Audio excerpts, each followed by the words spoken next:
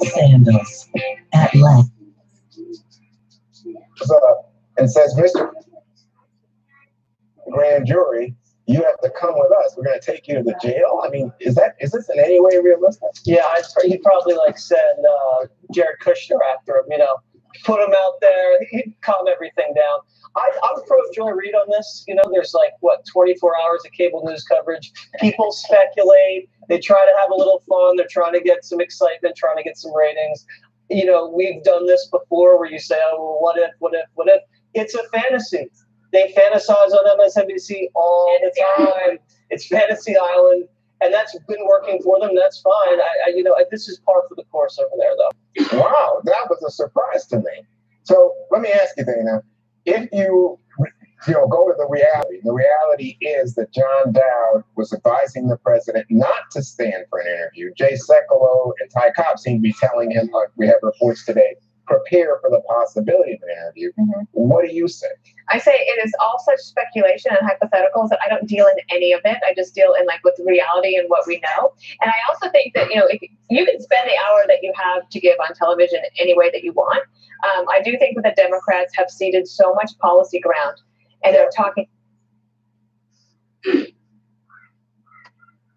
Oh, jeez. Well, then Donovan, observers say he's every bit as tenacious. Michael Cohen's not averse to threatening people. He's a guy who carries a pistol and an ankle holster. He makes it clear to people that he's a tough guy. From sometimes ruthlessly maneuvering against people who have damaging information on Trump to trying to facilitate business deals for his boss, observers say Michael Cohen consistently, doggedly displays the one characteristic Donald Trump values most. There's very little in the world that's more important to Donald Trump than loyalty, and Michael Cohen has shown for more than a decade that he will hold confidences and that he will fight for Trump in the way that Trump likes, and that is to hit hard, to always hit back harder than you've been hit. Cohen recently said he used his own personal funds to, quote, facilitate a payment to the porn star shortly before the 2016 election without Trump's knowledge or reimbursement. Something legal is almost unheard of.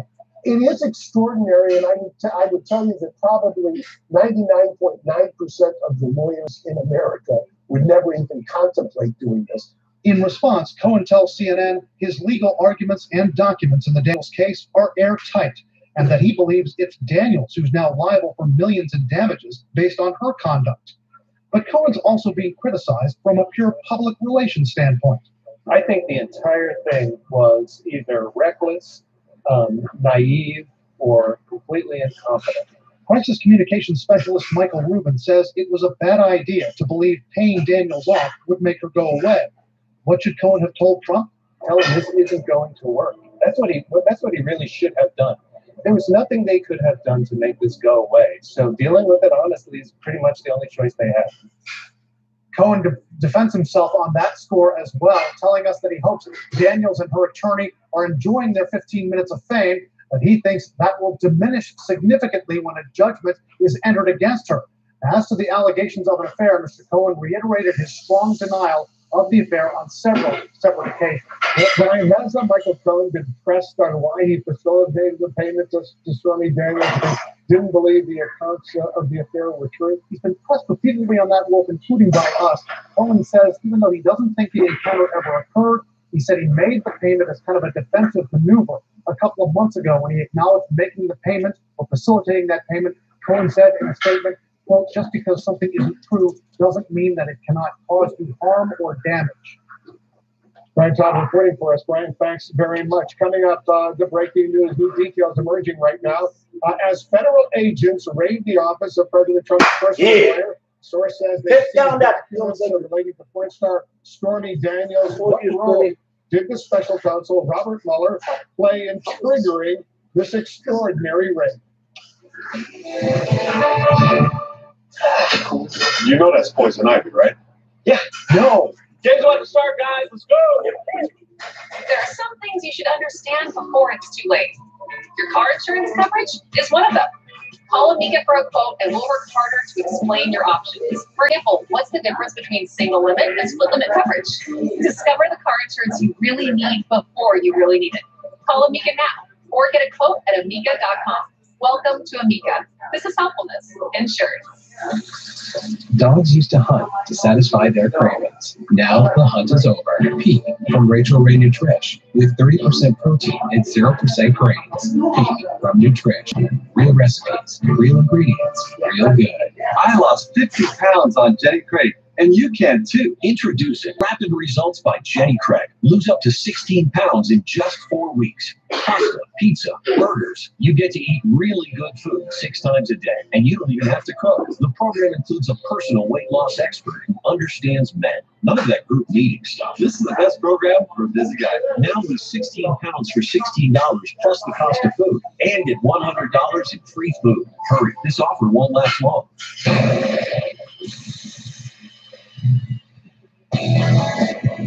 Life happens everywhere, like it never even happened.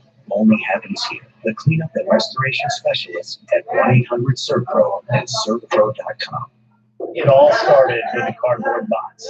It's what my colleague put his computer on when sitting all day at the office became too painful. So we designed the first Veridesk. Lift it to stand when you want to, lower it to sit when you need to. I have more energy and I get more done. Our boss got the company to buy them for us, and I love it. If you sit every day for work, the Veridesk is a must. It's sturdy and comes fully assembled. And if you don't love it within 30 days, we'll pick it up. Go to Veridesk.com to order yours. The day after chemo might mean a trip back to the doctor's office, just for a shot. But why go back there when you can stay home with Neulasta Onpro? Strong chemo can put you at risk of serious infection. Neulasta helps reduce infection risk by boosting your white blood cell count, which strengthens your immune system. In a key study, Karina.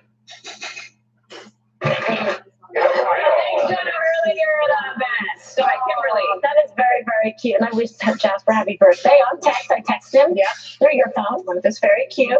So I had the distinct pleasure and privilege this weekend on Saturday night in D.C. to be the mistress of ceremonies for the 6th annual Operation Renewed Hope. sometimes fatal crises can occur. The most common side effect is bone and muscle ache. So why go back there? If you'd rather be home, ask your doctor about Neulasta Onpro. Cancer and pre-cancer, and it's a non-invasive test you can use at home. In fact, I'm as easy as get, go, gone. How do you get me? Your doctor orders me, and I'm delivered directly to your doorstep. There's no need for time off or special prep because I use the DNA in your stool to find colon cancer. Then you just go. I mean, colon cancer. Then I'm gone. Just ship me to the lab. Gotta go. Cologuard is intended for individuals at average risk for colon cancer. Cologuard is not for high-risk individuals, including those with a history of colon cancer or polyps, IBD, non-hereditary cancer syndromes, or family history of colon cancer. Cologuard, colon cancer screening that's as easy as get, go, gone. Ask your doctor if Cologuard is right for you.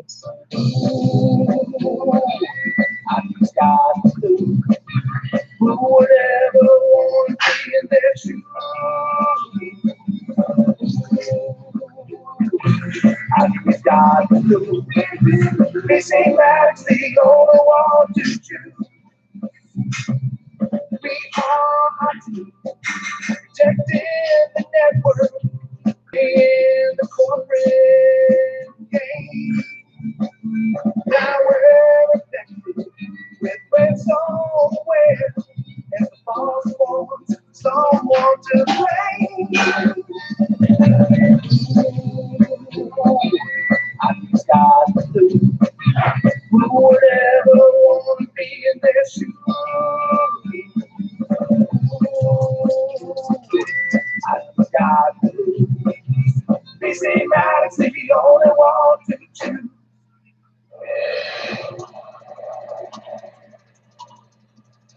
In case you missed it, there's a new senator in town. Cindy Hyde-Smith was sworn in as Mississippi's junior senator this afternoon. She takes over for Thad Cochran, who served as a senator for 4 decades. Hyde-Smith is the first ever woman senator from Mississippi, and there are 23 women in the Senate, the most ever. But that is not the only girl power barrier that was broken in the Senate today. Illinois Senator Tammy Duckworth became the first sitting senator ever to give birth while in office.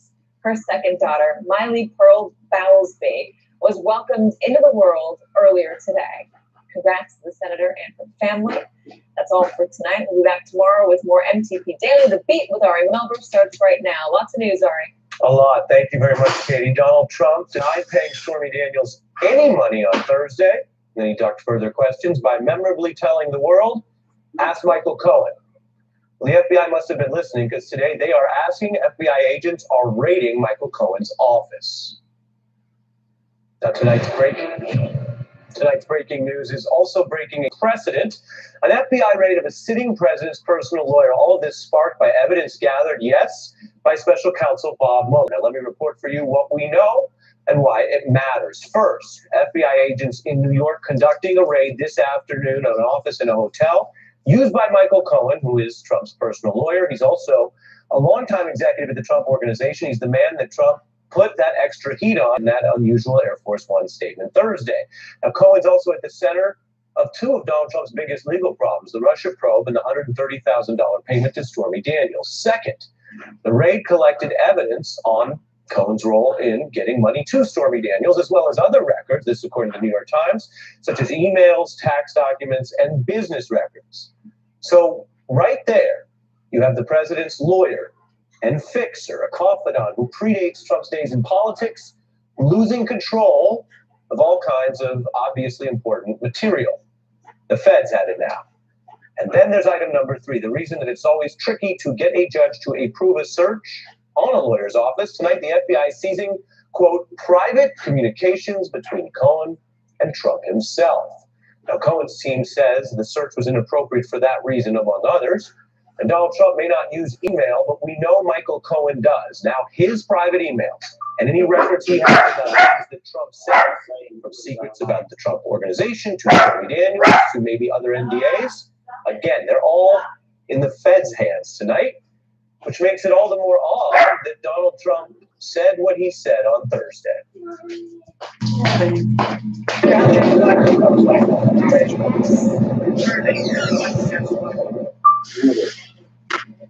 All of that is all coming home to roost tonight. And some of this is important because it shows why this matters and who has the most heat on them. Now consider, the vast majority of people caught up in this probe have been asked for documents or they get a subpoena. Trump got a subpoena. You've seen people on TV like Sam Nunberg who've gotten subpoenas. The only people, I could tell you this as a fact, the only people that it's been publicly confirmed that they've had an FBI raid on their office is Paul Manafort and Michael Cohen. Manafort's home, of course, was raided. 97 days later, he was indicted. Now, Michael Cohen is a lawyer. He knows what it means when the feds raid. It means they convince the judge there's either evidence of a crime or credible concern that key evidence will be destroyed. And I can also tell you tonight this is historic in a bad way. You know that during the entire Watergate scandal, which toppled the president, the FBI never raided any of President Nixon's personal lawyers. That's according to Watergate prosecutor Nick Ackerman when we asked about this tonight. And finally, the other reason why this matters, Bob Mueller doesn't get a criminal referral for something up in New York, potentially outside of his jurisdiction, without going to Rod Rosenstein, which reportedly he did. And tonight, Rod Rosenstein didn't say stop, red. He didn't say yellow, slow down. He said green. And he sent these agents to Michael Cohen's office and to his hotel tonight. And this is big news. Let me turn now to an expert panel full of federal prosecutor Paul Butler, crystal ball president of the People's Project, former New Jersey Senator Robert Torricelli. Let me start with the prosecutor. If you, back when you were at DOJ, wanted to do something like this, how high does it go? Man, you have to go all the way up to the Attorney General or the Deputy Attorney General. This is a search warrant on steroids. The president's lawyer, his own personal lawyer, who on Thursday he's referring reporters to, is now the target of a search raid, which means that the investigators do not trust this man. They're concerned that if they just issue a subpoena for the documents, they're going to take out the paper shredder. So again, another gangster move by Special Counsel Robert Mueller. He follows the investigation. Let the investigation go wherever the leads take them. You're saying this is not white collar or kid gloves. This is going after it like you go after any other criminal enterprise. Yes, and that's constantly been his method. And I think the comparison to Manafort is exactly right. Manafort had the same thing, middle of the night, the no-knock search warrant. And so again, Mueller does not trust these guys. He's persuaded the United States attorney for the Southern District of New York, who's handling this investigation, that Cohen is not trustworthy. There was a lot of talk about subject versus target with regard to Mueller's view of the president. But can you say anything about what this means about Michael Cohen's exposure? I think he's a subject about to graduate to becoming a target. You know, as a practical matter, the standard for a search warrant is probable cause. Common sense, realistic, if it's the president's attorney, it's a way high standard than that. You have to have pretty compelling evidence of criminality to get Rod Rosenstein to sign off on a search warrant for the president's lawyer. Senator, you agree with that? I do. I will tell you, as a member of the bar, as a civil libertarian, I don't believe in raiding lawyers' offices. But more important, neither do the senior people in the Justice Department, absent compelling evidence, to convince the Deputy Attorney General of the United States Attorney for the Southern District of New York, a Trump appointee, and a federal judge to allow a raiding of a lawyer's office involved in a criminal case. It is hard to put sufficient weight on that for your audience. It does not usually happen. Now, where I think a lot of your colleagues all afternoon I've been watching are wrong is they didn't do this because they think there's a campaign finance violation. No. They did this because either they believe he's in a conspiracy to obstruct justice or because evidence is being destroyed. You think, you're putting your finger on something very important.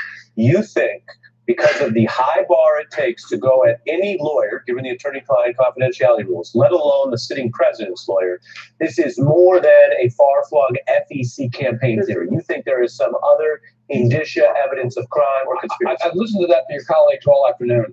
That is ridiculous.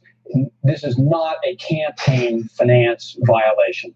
Under the Edwards case, that was a problematic case to begin with. It is a correctable offense. It is not that level of offense. They have evidence of some kind of obstruction of the process. Well, and we're on the record on this show of reporting exactly why it is unlikely that you would bring criminal charges based on the stormy payments to Michael Cohen. Indeed, I've had communications with Michael Cohen about our reporting on that front.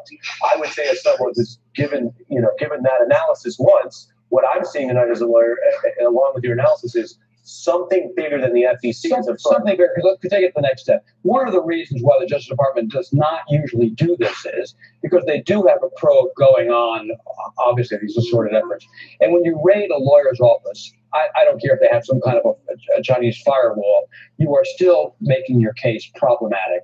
You can violate attorney-client. You can complicate your case. So there was a compelling reason to do this. They were willing to take the risk with the case, willing to take a risk of going to a federal judge, and everybody said yes along the way. So here's what I've not heard said all afternoon.